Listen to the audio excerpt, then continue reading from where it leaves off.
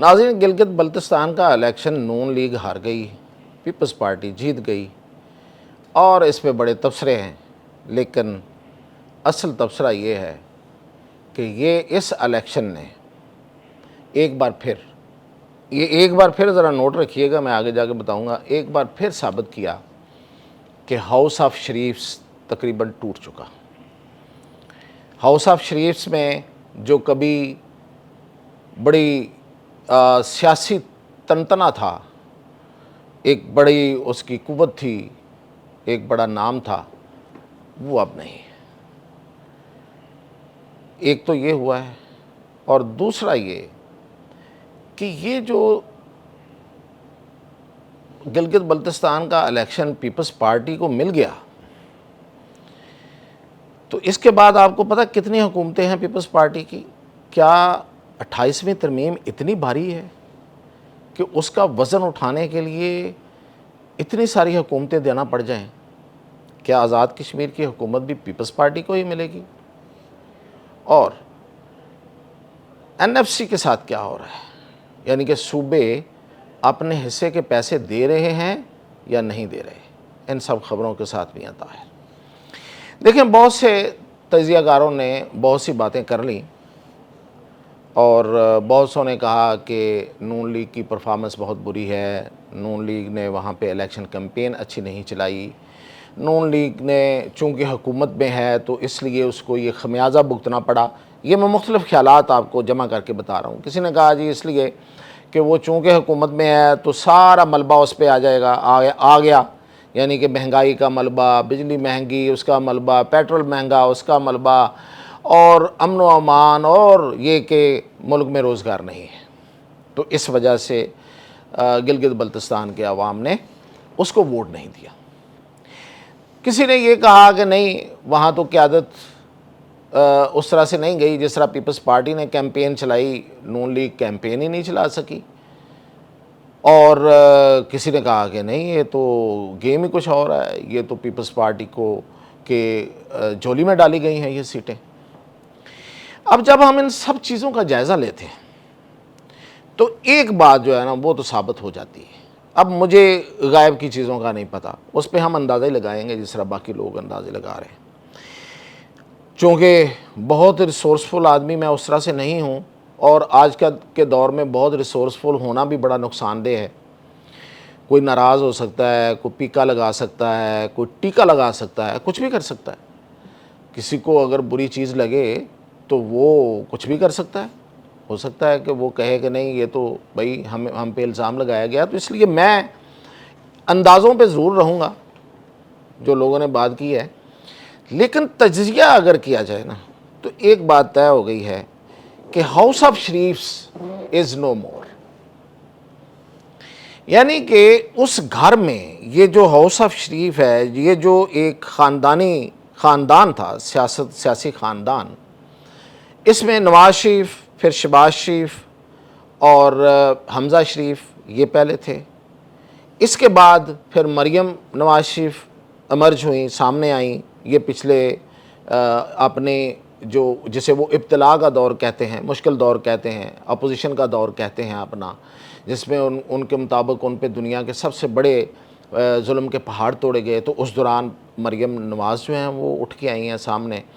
No doubt कि उस वक्त मरियम नवाज़ ने अच्छा परफॉर्म किया, बाहर निकली, रेजिस्ट किया, और फिर ये नारा देने वाली मरियम नवाज़ ही हैं कि जितनी मुज़ाहमत करोगे उतना ही हासिल करोगे। और इस पे फिर नून लीग जो है वो कारबंद भी हुई, और उसके नतीजे में या किसी भी नतीजे में आज वो इक़्तिदार में है। ये लीडर इमर्ज हुई। उसके बाद अब इस ख़ानदान में मेरा तो ख्याल है कोई और लीडर नहीं है। अगर कोई है तो अब वो थोड़ा सा हट के इसहाक डार के ख़ानदान का कोई उसमें हिस्सा उन्होंने डालना शुरू किया है, लेकिन उनकी कोई सियासी बैकग्राउंड कोई नहीं है। ना इसहाक डार का अपना है, वो कुछ सियासतदान तो नहीं है, वो भी एक अच्छे मैनेजर हैं जिस तरीके से शहबाज शरीफ अच्छा मैनेजर है। तो ये اگر وہ علی ڈار کو سامنے لے کے آئے ہیں تو وہ تو وقت بتائے گا کہ وہ کتنا ہی انفلوئنشل ثابت ہوتے ہیں اور سیاست میں کتنا اپنا اثر دکھاتے ہیں۔ تو یہ ثابت ہو گیا کہ ہاؤس آف شریف جو ہے اس میں اب قیادت یہی رہ گئی تھی۔ اس میں اب آ جاتے ہیں جی کہ جو حمزہ ہیں وہ آؤٹ ہو گئے، پہلے ان کو آؤٹ کیا گیا، اب وہ خود نہیں آنا چاہتے۔ اب اس کو کوئی آ کے کہتا ہے، کوئی مناتا ہے، وہ نہیں مانتے، وہ مان کے نہیں دے رہے، وہ کہتے ہیں بھائی بس میں سیاست نہیں کروں گا، میں یہ اس میں نہیں آؤں گا، میری بہت مطلب جو ہم نے سنا ہے وہ سمجھتے ہیں کہ ان کے ساتھ بڑی زیادتی ہوئی ہے اور ان کی جو ان کا جائز حق تھا وہ ان کو نہیں دیا گیا، ان کو جان بوجھ کے نظر انداز کیا گیا، نظر انداز ہی نہیں بلکہ ان کو پش کیا گیا، نکالا گیا اس سیاسی عمل سے۔ تو وہ کہتے ہیں کہ ٹھیک ہے پھر جو کر رہے ہیں وہ کر کے دیکھ لیں۔ اچھا اب رہ گئے پیچھے کون؟ ایک شہباز شریف، نواز شریف اور مریم نواز۔ اب جب کہ یہ دو حکمران ہیں، ان میں شہباز شریف اور مریم نواز حکمران ہیں، تو پیچھے کون بچا؟ نواز شریف۔ اب نواز شریف جو ہیں وہ ان کی مطلب کیا بندہ اس شخصیت کے بارے میں کہے، بڑے باعزت ہیں، بڑے ان کا بڑا روب و دبدبہ رہا ہے، وہ ان کی سیاست جو نون لیگ کی سیاست ہے اس کا مطلب ہی نواز شریف تھا۔ لوگ کہتے تھے کہ لوگ ووٹ نواز شریف کی ذات کو دیتے ہیں، اور اس میں کوئی شک نہیں ہے، جب تک نون لیگ ان رہی تو جو سیاست ہے وہ نواز شریف کے ارد گرد گھومتی رہی۔ گھومنے کو کہتے ہیں کہ آج بھی ان کے ارد گرد گھوم رہی ہے، لیکن وہ خود گھومے ہوئے ہیں، وہ بیمار ہیں، وہ عمر رسیدہ ہیں، ان کو تو مجھے لگتا ہے کہ بہت سی چیزیں ابھی یاد ہی نہیں رہتی ان کو۔ ان کی جو ایک ہوتی ہے نا انسان کی جو قوت، اور اس کے ساتھ وہ قوت وہ جو یادداشت ہوتی ہے، اور پھر یہ کہ آپ چیزوں کو یاد رکھ کے پھر اس کو سمجھ کے اس کو انالائز کر کے آپ آگے چلتے ہیں، وہ تو اب ان کے پاس ہے ہی نہیں، کچھ بھی رہا ہی نہیں ہے۔ تو وہ نہ تو وہ فیصلہ کر پاتے ہیں، نہ ہی انہیں کچھ چیزیں یاد رہتی ہیں، وہ کیا سے کیا بول جاتے ہیں۔ اور ان کی بہاف پہ جو اب کام کرنے والے ہیں، یعنی کہ جو مطلب ڈیل کراتے ہیں، میرے کہنے کا مطلب یہ ہے جب لندن سے آئے تھے تو ڈیل کر کے آئے تھے، تو جب وہ ڈیل ہوئی تھی اس وقت، اور اب جب کوئی بھی چھوٹی موٹی ڈیل ہوتی ہے، یعنی کہ گلگت بلتستان کی اگر فرض کریں ڈیل ہوئی ہے، لوگ کہتے ہیں مجھے نہیں پتا، تو یہ ڈیل کرانے والا ویسے ہے بڑا فارغ آدمی۔ اس وقت بھی اس نے میاں نواز شریف کو کوئی غلط پٹی پڑھائی، اور میاں نواز شریف کو لا کے جلسے میں کھڑا کر کے جلسہ کروا کے ثابت یہ کیا کہ نواز شریف اگلا وزیر اعظم ہے، اور نواز شریف کے ہاتھ سے کبوتر اڑوائے، اور وہ کبوتر کیا اڑے، ان کے طوطے ہی اڑ گئے۔ تو اس کے بعد سے نواز شریف کے پلے کچھ نہیں رہا۔ ڈیل کرانے والے کو یہ نہیں پتا تھا کہ نواز شریف وزیر اعظم نہیں بنیں گے، بلکہ ان کو تو سیٹ بھی نہیں دی جائے گی۔ تو یہ سب کچھ کرانے کا مطلب کیا تھا؟ کیا ان کو اس عمر میں رسوا کرنا تھا؟ اور اب دوسری دفعہ یہ ہوا ہے کہ ان کو لے جا کے گلگت بلتستان میں، تو ان کو بغیر کچھ بتائے، بغیر انہیں کچھ سمجھائے، ان کو کہیں کسی جلسے میں کھڑا کر دیا گیا، اور وہ ایسی ایسی باتیں کرتے رہے۔ جب ایک بندہ جس کی بائی کی حکومت پاکستان میں ہو اور اس کی بیٹی کی پاکستان کے سب سے بڑے صوبے میں حکومت ہو، اور وہ کھڑا ہو کے وہاں پہ گلہ کر رہا ہو کس کا؟ اسٹیبلشمنٹ کا، تو جو سننے والا ہے وہ کیا پیغام لے گا؟ وہ یہی پیغام لے گا نا کہ اس کے ہاتھ کچھ نہیں ہے، یعنی کہ مجھے کیوں نکالا؟ اور کس نے نکالا تھا؟ اسٹیبلشمنٹ نے نکالا تھا نا۔ تو اس کا گلہ کر رہے ہیں، تو اس کا مطلب یہ ہے کہ آپ کے ہاتھ میں کچھ نہیں ہے۔ تو جو ووٹ دینے والا ہے، اور خاص طور پہ گلگت بلتستان اور آزاد کشمیر کی تاریخ ہے کہ جو پاکستان میں حکمران ہوتا ہے وہ اس کو ووٹ دیتے ہیں۔ کیوں؟ اس لیے کہ ان کو اپنے علاقوں میں، اپنے حلقوں میں، اپنے ان ایریاز میں کام ہوتے ہوئے نظر آنا چاہیے۔ وہ کہتے ہیں کہ ہمارے ہاں کوئی کام ہو، یہاں کوئی ترقیاتی کام ہو، کوئی سڑک بنے، کوئی سکول بنے، کوئی ہسپتال بنے، کوئی ایسی چیزیں بنے کہ جس سے اس علاقے کی جو ترقی ہے وہ آگے بڑھے۔ وہ تو یہ چاہتے ہیں۔ پیپلز پارٹی نے کیا دینا ہے ان کو؟ یہاں دو سوال ہیں۔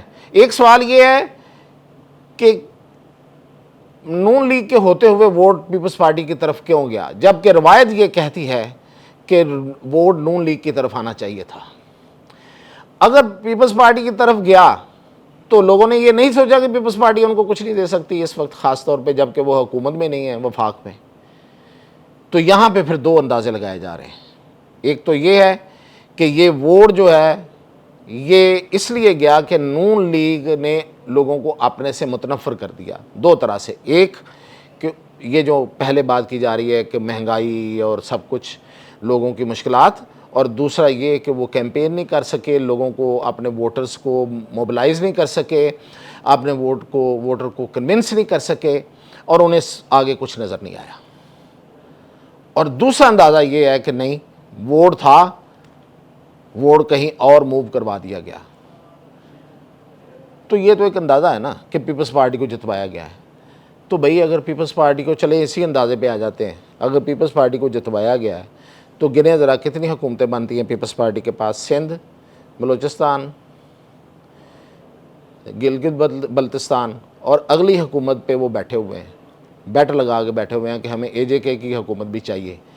تو اگر تو انہوں نے فرض کریں کہ یہ سب کچھ کیوں ہو رہا ہے، یہ تین حکومتیں تو ان کے پاس آ گئیں، یعنی کہ 28ویں ترمیم کے لیے، تو 28ویں ترمیم کیا اتنی بھاری ہے کہ اس کے لیے تین حکومتیں دینی پڑ جائیں، اور پھر وفاق میں بڑے بڑے عہدے بھی دیے ہوئے ہیں؟ کیا اس میں ایسا کیا سانپ ہے جو نکلنا ہے بھائی؟ تو مطلب دو ہی چیزیں ہیں، یا تو یہ ہے کہ دینے والے بڑے فراخ دل ہو گئے ہیں اور وہ پیپلز پارٹی پہ اب سب کچھ لٹا دینا چاہتے ہیں، یا پھر یہ ہے کہ پیپلز پارٹی ایسا کچھ بڑا کچھ دے رہی ہے ان کو کہ اس کی قیمت ہی ہے. اور دوسری پھر اگر اس پہ بات کی جائے تو وہ یہ ہے کہ پھر لوزر صرف اور صرف نون لیگ ہے. نون لیگ کو اپنے پتے نہیں کھیلنے آتے، پیپلز پارٹی زیادہ اچھے پتے کھیل جاتی ہے، اور خاص طور پہ جب وہ ٹیبل پہ بیٹھتے ہیں تو وہ جیت جاتے ہیں. تو یہ سارا سنیریو جو ہے نا وہ ایک طرف تو ضرور لے کے جا رہا ہے مجھے، باقی تو میں کسی نتیجے پہ نہیں ابھی پہنچا کہ سیٹیں دلوائی گئی ہیں یا انہوں نے بلیک میل کر کے لی ہیں. اگلی حکومت بھی ملے گی، آزاد کشمیر کی نہیں ملے گی، بلوچستان کی حکومت ان کے پاس رہے گی، یا انہیں کے پاس مطلب معاہدے کے تحت نون لیگ کو ملے گی. میں ابھی اس پہ تو کچھ نہیں جا رہا. یا پھر یہ کہ 28ویں ترمیم کے تحت کو بہت کچھ دے رہے ہیں پیپلز پارٹی والے، میں اس پہ بھی نہیں جا رہا. لیکن ایک بات ہے کہ نون لیگ کے پاس کچھ نہیں رہا. دو حکمران ہیں، وہ دونوں سیاستدان نہیں ہیں، سب کو پتہ ہے. مریم نواز جب سے وزیر اعلیٰ بنی ہیں ان کی کوئی سیاسی بصیرت کسی کو نظر نہیں آئی، اور شہباز شریف سب دنیا مانتی ہے کہ وہ سیاستدان نہیں ہیں، گڈ مینیجر ہے. نواز شریف بوڑھے ہو چکے ہیں، اب ان کے تو آپ سمجھیں کہ وہ سترے بترے گئے ہیں. ہوش و حواس بھی اس طرح سے قائم نہیں ہے کیونکہ ان کی حرکتیں سب سامنے آ رہی ہیں.